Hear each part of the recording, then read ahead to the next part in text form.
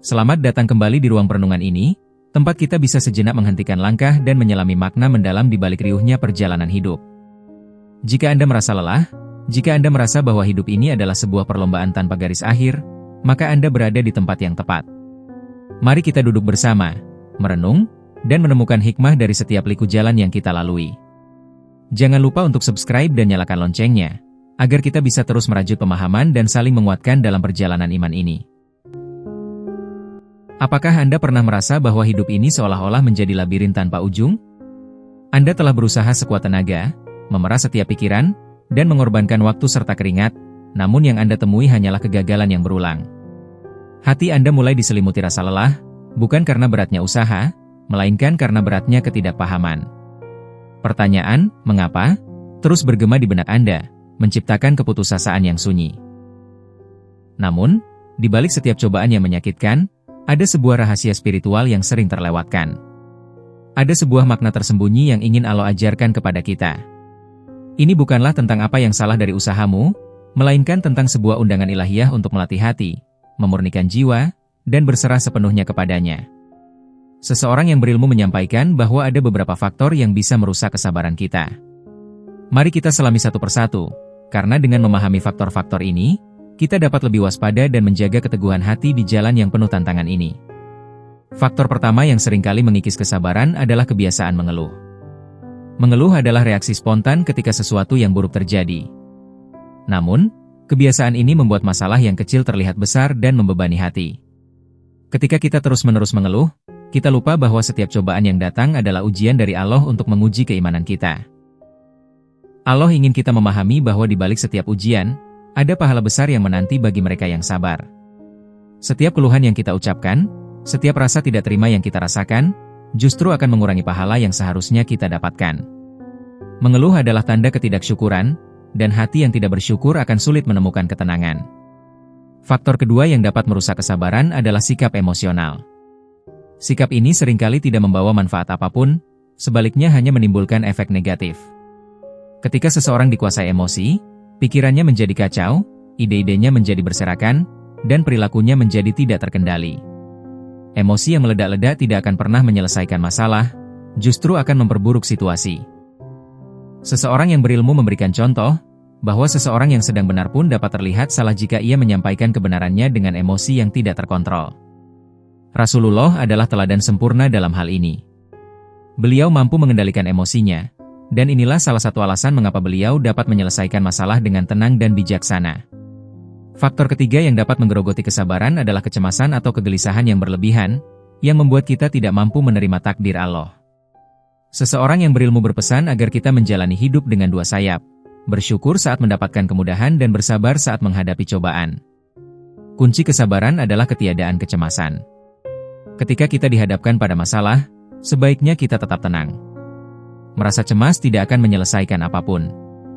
Justru dengan ketenangan hati, kita dapat berpikir jernih dan mencari jalan keluar. Solusinya adalah kembali kepada Allah, karena hanya Dialah yang menciptakan kita dan hanya Dialah yang dapat memberikan jalan keluar terbaik. Faktor keempat adalah tergesa-gesa. Banyak dari kita menginginkan hasil yang instan, bahkan dalam hal doa. Seseorang yang berilmu memberikan perumpamaan tentang seorang karyawan yang mengajukan proposal kenaikan gaji. Karyawan tersebut tidak akan tergesa-gesa meminta jawaban dari atasannya, karena ia tahu bahwa proses membutuhkan waktu. Prinsip yang sama harusnya kita terapkan saat berdoa kepada Allah. Rasulullah bersabda, doa seseorang akan dikabulkan selama ia tidak tergesa-gesa. Sifat tergesa-gesa dalam doa diartikan sebagai sikap putus asa yang berkata, aku sudah berdoa terus-menerus, tapi tidak melihat hasilnya, lalu berhenti berdoa. Kita harus yakin bahwa Allah akan mengabulkan doa kita pada waktu yang paling tepat dan dengan cara yang paling baik. Faktor kelima yang paling berbahaya adalah berputus asa dari rahmat Allah.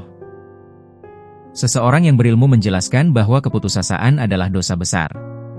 Seseorang yang putus asa berpikir bahwa ia tidak akan diampuni, disembuhkan, atau diberikan pertolongan oleh Allah. Ia merasa dirinya sudah terlalu kotor dan tidak layak untuk mendapatkan rahmat-Nya. Seseorang yang berilmu mengutip Quran Surah Yusuf ayat 87, yang menyatakan bahwa hanya orang-orang kafir yang berputus asa dari rahmat Allah. Solusi untuk menghadapi masalah adalah dengan menerimanya sebagai ujian dari Allah, lalu mencari solusinya sambil tetap berprasangka baik kepadanya.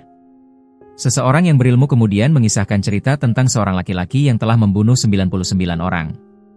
Laki-laki ini mencari pengampunan dari seorang ahli ibadah yang kurang berilmu, dan ahli ibadah itu mengatakan bahwa tidak ada harapan baginya.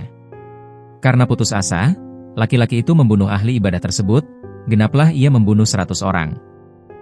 Laki-laki itu kemudian menemukan seorang ahli ilmu agama yang lebih saleh, yang mengatakan bahwa ada harapan baginya. Ahli ilmu itu menasihati agar ia meninggalkan kotanya yang penuh dengan keburukan dan pergi menuju kota lain yang penduduknya saleh. Laki-laki itu meninggal di tengah perjalanan, dan karena niatnya yang tulus untuk bertaubat, rahmat Allah tercurah padanya. Cerita ini mengajarkan kita bahwa sebanyak apapun dosa yang telah kita perbuat, kita tidak boleh berputus asa dari rahmat Allah. Selama ada niat untuk bertaubat dan kembali kepadanya, pintu ampunan akan selalu terbuka. Cerita ini menjadi pengingat yang kuat bahwa Allah Maha Pengampun dan Maha Penyayang. Seseorang yang berilmu melanjutkan ceramahnya dengan penjelasan yang lebih mendalam mengenai kelima faktor ini, didukung dengan dalil-dalil dari ajaran Islam, serta kisah-kisah para nabi dan para sahabat. Beliau menekankan bahwa Allah tidak akan membebani suatu jiwa di luar batas kemampuannya, seperti yang dijelaskan dalam Quran Surah Al-Baqarah ayat 286. Setiap ujian yang Allah berikan adalah ujian yang telah disesuaikan dengan kapasitas kita. Dia tidak akan membiarkan kita hancur. Justru, Dia ingin kita menjadi lebih kuat, lebih bijaksana, dan lebih dekat kepadanya melalui setiap cobaan. Allah akan selalu memberikan jalan keluar bagi mereka yang memiliki iman dan kesabaran. Maka, mari kita tarik napas sejenak. Jangan lagi menganggap kegagalanmu sebagai akhir dari segalanya.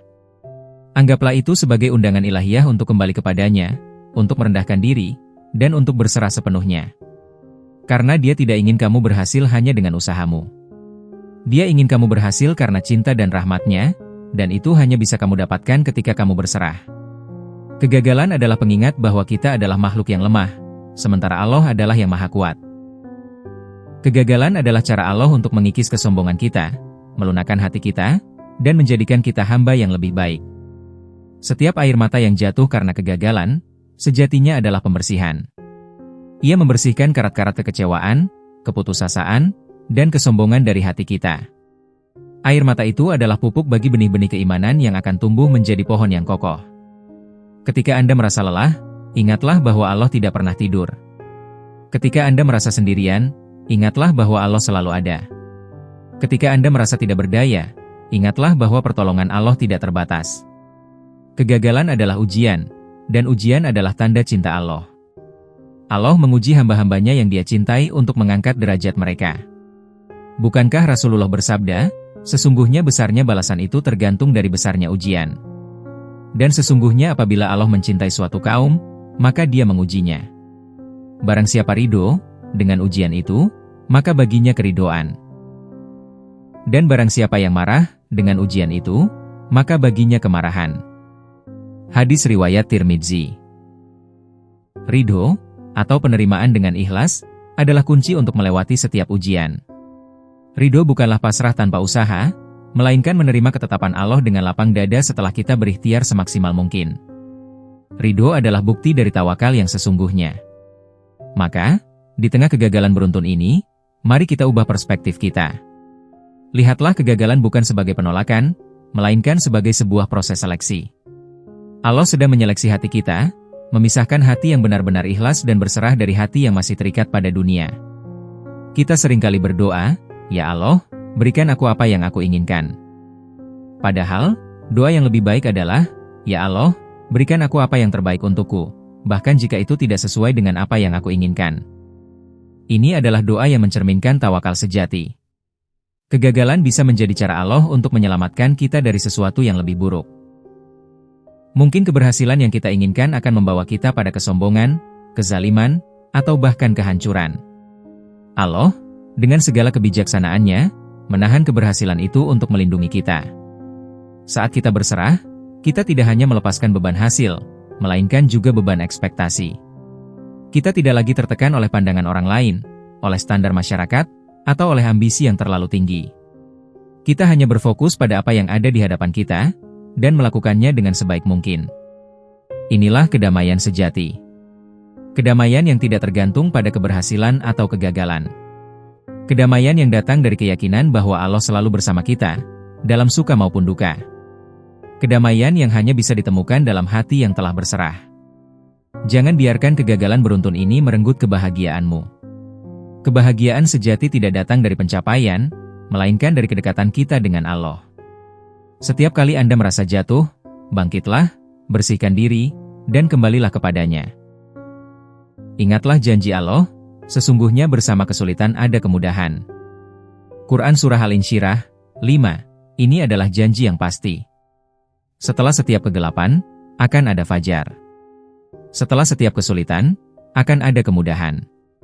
Percayalah pada janjinya. Jika perenungan ini beresonansi dengan jiwa Anda, jangan lupa untuk subscribe channel ini agar kita tidak ketinggalan perenungan berikutnya. Bagikan juga video ini kepada mereka yang mungkin sedang berjuang dalam sunyi, karena bisa jadi, inilah pesan yang sedang mereka butuhkan.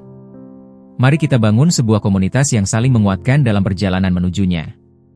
Mari kita jadikan kegagalan bukan sebagai akhir, melainkan sebagai pintu gerbang menuju tawakal yang lebih dalam. Jadikan setiap kekecewaan sebagai pengingat untuk kembali ke pangkuannya. Jadikan setiap air mata sebagai wudhu bagi hati. Semoga Allah melapangkan dada kita, membersihkan hati kita, dan menguatkan iman kita. Semoga setiap kegagalan yang kita alami menjadi jalan bagi kita untuk lebih dekat kepadanya. Semoga Allah melapangkan dada kita, membersihkan hati kita, dan menguatkan iman kita. Semoga setiap kegagalan yang kita alami menjadi jalan bagi kita untuk lebih dekat kepadanya. Akhirnya, mari kita tutup perenungan ini dengan sebuah doa. Ya Allah, serahkanlah urusanku sepenuhnya kepadamu, dan janganlah Engkau serahkan diriku kepada diriku sendiri walau sekejap mata. Amin.